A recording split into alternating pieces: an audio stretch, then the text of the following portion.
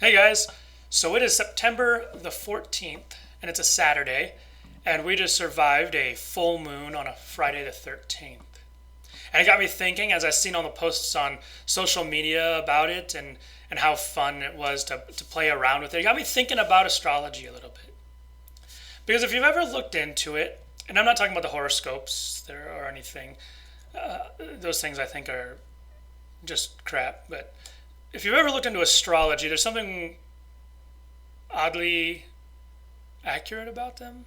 If I could say, when it comes to like almost a fortune telling sense, there's something really weird, something strangely true happening. But I want to go into this short conversation, this short video, with our eyes open.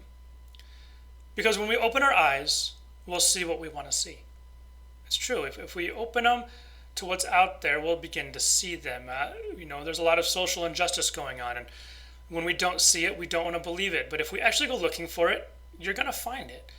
And it's the same thing with us as humans. There's something inside of us that tells us there's more out there than what meets the eye.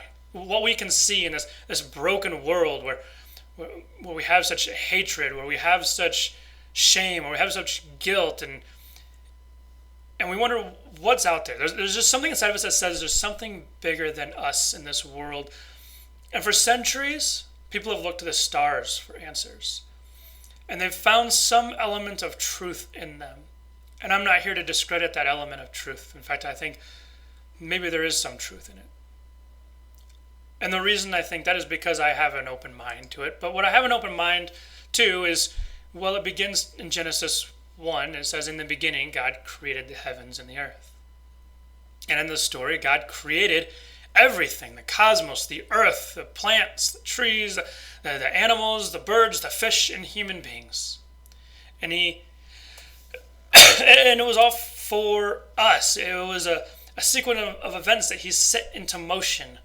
This concept of time, and the scientists study the stars, and they study the universe, and they see a lot of constants out there. And God set that in motion. Now, don't get me wrong, I'm not saying we should dive into astrology and believe what we hear. In fact, Deuteronomy warns us against practicing any kind of magic or fortune telling, any kind of witchcraft or sorcery, or casting spells, or talking to ghosts or spirits, or consulting the dead. And in a weird sense, it kind of implies that this might be possible, but says it's not to. And I don't know whether this... some people might look at astrology as fortune telling, and that it's of demonic nature, and I'm not here to talk about that at all.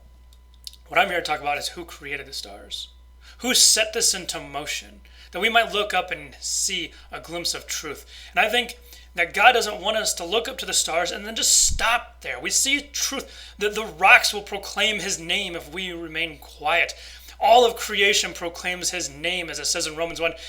He is out there, and we see his truth just staring at it. And we look to the stars, we see God's truth. If we open our eyes, we see what the psalmist wrote when he wrote, he heals the brokenhearted, and he binds up their wounds. He determines the number of the stars, and listen to this, he gives them all their names.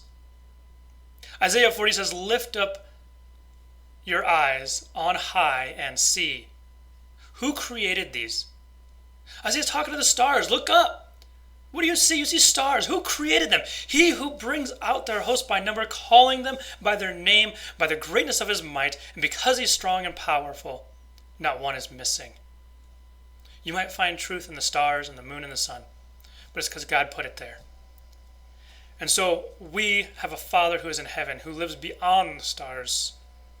So I say, don't look, when you look up, just look at the stars, but look at them as a reminder of who's in control of this world. And I think you'll find that the stars don't determine your destiny. They don't determine how you feel or how you experience this world. But instead you'll find a God in heaven who lives beyond the stars, who put them there so that you might see more truth and more of his glory and his power, and be reminded that he put you here for a personal relationship with him because he loves you. And when you experience the love of Christ, when you enter into that relationship, no star, no moon, and no sun is going to determine your future or how you'll see this life. It's an inescapable and incomprehensible love and joy and hope that shoots right past the moon and the stars in this universe. So will you open your eyes to see beyond the stars, to see your Father in heaven, and to know He loves you?